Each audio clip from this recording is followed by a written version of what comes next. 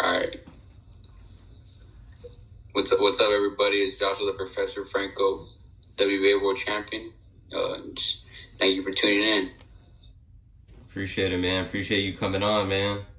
And, gotta show up for San Antonio, Yes, sir. Yeah, basically, WBA Super Featherweight Champion, Joshua Franco.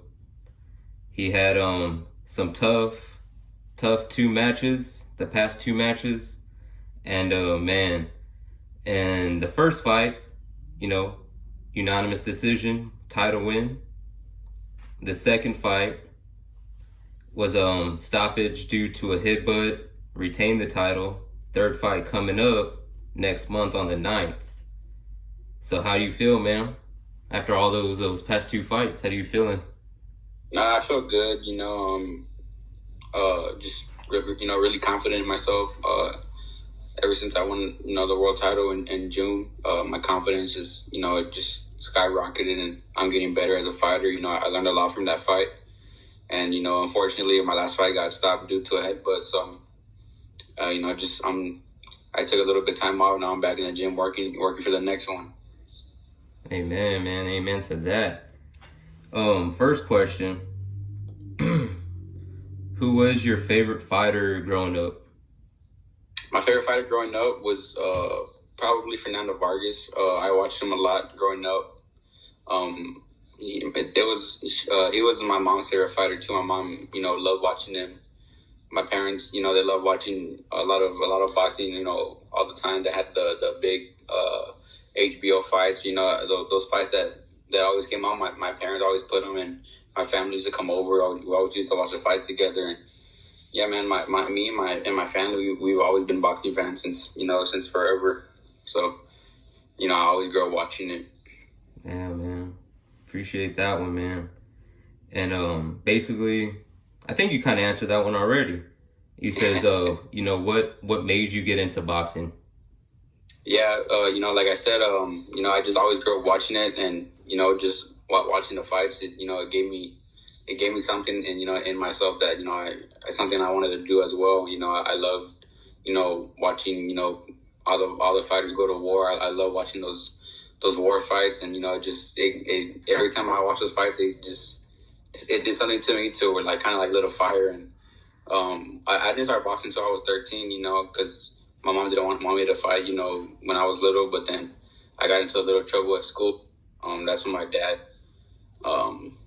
he took me to the gym, to try to keep me disciplined and, keep me away, from all the bad stuff. And, ever since then, I never stopped going to the gym. It was every day I was going, and I fell in love with it. Damn. That's pretty dope, man. I wish I kind of, all I got was into wrestling. I never got into boxing as a kid. And yeah. My mom got me into wrestling, my dad, and, bought all those pay-per-views for me and stuff like that. Yeah. But, boxing was a thing, man. I always watched Floyd, though. Floyd, yeah, he's badass, too. Shit. Probably the best in this era right now. He was the best. Hell yeah. He's still my top fighter, man. Still one of my top 5 fighters of all time. Yeah. And I'm like, damn, dude. I won so much money on that guy, man. That's why he's your favorite. Nah, man. I liked everything about him, man. I liked his movement, the way he was able to capitalize on the opponent, the way he was able to read his opponent and make it look like the opponent's getting an upper edge on him, but he was literally letting him come to him, and you just hit him with that right hand or that left hook, and dang, dude, that fight against Canelo, man. Yeah. Still one of my favorite fights, man. Even though Canelo was young, but still, that's crazy. Yeah. And pretty big question I've been wanting to ask you, man. How do you feel about being a part of Golden Boy? It feels good, being with Golden Boy. Ever since I signed with them, it was a dream come true. Just because, as an amateur, I never thought that I would sign with, such a good promoter. But, God blessed me with the opportunity to sign with Golden Boy. So, I mean, it's been good with them, and you know, just having, you know, the world title fight with them as well. Just everything worked out good. Yeah. And you know, being having Oscar basically as like you know, like basically like a history of like the Mexican fighters basically. And you know, that's like always been kind of like my thing too. I'm like, dang, dude, only if Golden Boy was like, you know, I've always basically like dreamt about, you know, actually like interviewing or meeting someone from Golden Boy. Mm-hmm. And that's always been crazy, man. I saw him at the press conference when Floyd and Canelo fought at that at the Alamo, when they came to the Alamo. Yeah. And I saw that and I was like, damn, dude, freaking Oscar's like right there. Yeah. And that's always been one of my things too. And I'm like, damn, dude, but Floyd, you know? Yeah. Floyd though, I can't compete with my boy. But yeah, man, how did you get in contact with Robert Garcia? Well, I got in contact with him with one of my good friends from boxing. I grew up with him in amateurs. I'm sure you know who he is, Hector Tanajara. Yeah. Yeah, well, we grew up together in the amateurs, and I believe he was at one of the PAL tournaments in Oxnard, California, and I think Robert's son Pita was like scouting fighters at that time at that tournament, and he's seen Hector fight, and you know he was talking to him, and he said that you know he liked the style. He wanted to talk about turning pro with Robert Garcia and stuff. So they started talking, and Hector told him about my little brother Bam, who was fighting in the tournament as well, and Pita got to see my little brother fight too, and he also said that he was a good fighter.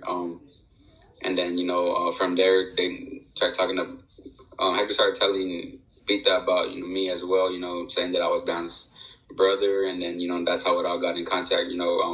Pita reached out to me with Robert. They wanted me to send them videos of my amateur fights and stuff, so I sent them videos, and they liked what they saw, and ever since then, that's when we started talking more. So you guys got a good bond, man, and that's something that I really haven't seen in a while with the fighter. Yeah. Since like the Ghost Guerrero with him fighting Floyd. I noticed that bond right there, and then you come along and I'm like, damn, dude, like this dude Joshua, man, is something else, man. And from San Antonio, like damn, dude, and he got in contact with one of the best trainers of all time. I would say. Man. It was a blessing, to how everything worked out. It was crazy, but I mean, it was something I dreamed of since I was little, especially watching Mikey Garcia fight Brandon Rios, Marcos Maidana. I've always watched Robert and his fighters since I had started boxing. So just to be with them, it was crazy. Yeah, I bet, man. And I have a boxing analyst, and he's like the one I get all my news from, and he's the one that told me about that the WBA is talking about you taking a fight next month on the 9th, and I was like, damn, this interview's gotten even bigger now. But yeah, I was gonna post this interview today on my YouTube channel, but I'm like, dude, I'm gonna go ahead and wait and release this on Christmas Day. I feel you, yeah, for sure. I was like, man, this has even got even bigger now. And I'm like, dude, this is even a dream come true, man, to be talking, to a champ. And, I barely got off my feet, man, with this interviewing pro boxers. Yeah, for sure. Shit, hell yeah, it's badass. It's been a roller coaster, man. And basically, how do you feel about this is the one question that I was like, oh, I don't know, man. But my boxing analyst told me about it. He was like, you should ask him. And I was like, all right. So how do you take, so basically, what's your thoughts on the second fight, on how it ended? I mean, it sucked because, I know that a lot of people were expecting a really good fight. And we're expecting something different. They wanted to see a war, they wanted to see a great fight, and it just sucks the way it ended. I mean, but at the end of the day, it wasn't my fault or my call. So I mean, I had no say or anything, with it. Even myself, I was down about it because I was ready, to put on another great show and show the world, and just put on another great performance for all the fans out in the TV. But it just sucks the way it ended, bro. And I mean, but for sure, the next time it'll be worth it. Watch for sure. I know, bro. I was watching that fight with my brother-in-law exactly in this room right here that I'm in. Yeah. And I was cussing, man. I was like, come on, dude. Like, yeah. I was like, oh my gosh, dude, freaking 30, 40 minutes on review. And I'm like, for real. Oh my God. I was thinking to myself, I was like, damn, dude. And I was like, man, they better not do that. Yeah, for real. I'd be highly upset.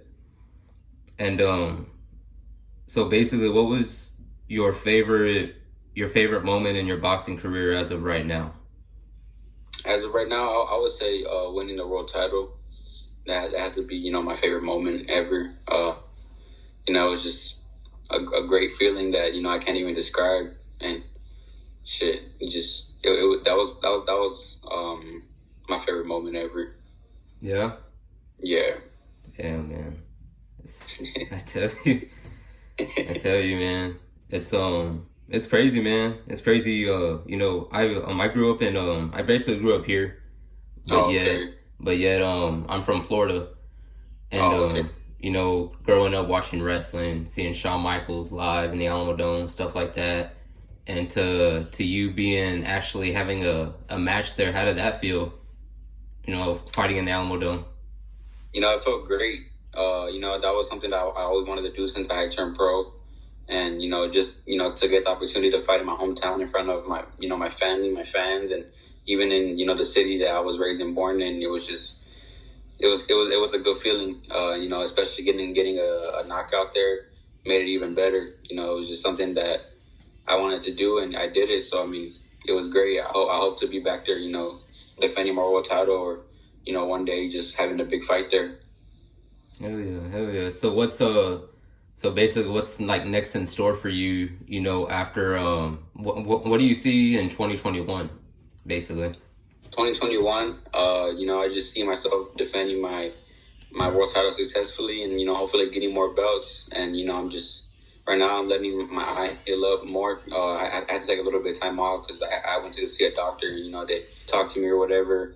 So I'm just waiting to get the word back on them, and and I'm ready in the gym training. I'm hungry. I'm motivated for what's next to come, and I'm ready for whatever. Oh yeah. So what? So basically, you still haven't got results back from your eye?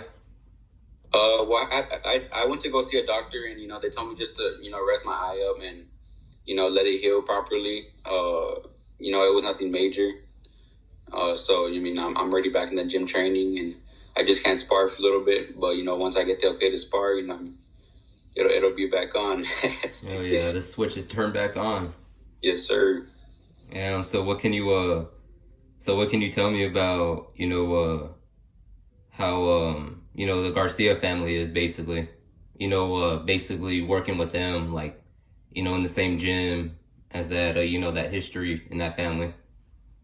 Yeah, man, it's just great, having them, being in their camp, they have a lot of experience, they have a lot of world champions. So, it's just a great experience, training in there, with, even other world champions like Jose Ramirez, Mikey Garcia, Brandon Rios, he's a trained there, Virgil Ortiz, the list goes on, man. And, training together in that gym, we all push each other to be better. Everybody wants to see each other succeed. So, we're competing with each other to push each other to be the best and to train hard. So that way, when we fight, we know that we put it all in the gym. Yeah, man. That's the real thing right there, man. And then I'm hoping, one day I can get an interview with Robert, man. That would be one of the best interviews right there, man. Yeah, he'll be down for sure, man. Robert, he's cool, and I'm sure he'll be open to that. Yeah, just I appreciate your time, man, and And best luck to your brother tomorrow. Even though this video is going out, Christmas. Hopefully, the W comes back home. And what else? What else would you like to tell my my subscribers, your fans? And this has been a long-awaited, basically an interview that I've been telling, my friends, and I've been excited for this all weekend, man, all week. Hell yeah! I would just like to say, to all the fans tuning in, continue to support. Thank you for tuning in. I'll say thank you to you, bro, for taking the time and interviewing me. And we'll talk soon, bro. Appreciate your time. Thanks, brother. I'm gonna go ahead and close this out real quick, and let them know basically where they can your social media accounts, or where you want them to be able to look up your stuff, highlights, stuff like that. You can follow me on Instagram at Professor Franco, and Twitter Joshua Franco _ and on Facebook Joshua Franco. Hell yeah! Y'all have heard it here, man, from the champ himself, WBA Super Featherweight Champion. He's gonna be taking over San Antonio. Y'all heard it here, and I'm just blessed to be interviewing the champ. He's making big noise in San Antonio, and hope to see him back soon, the Alamodome.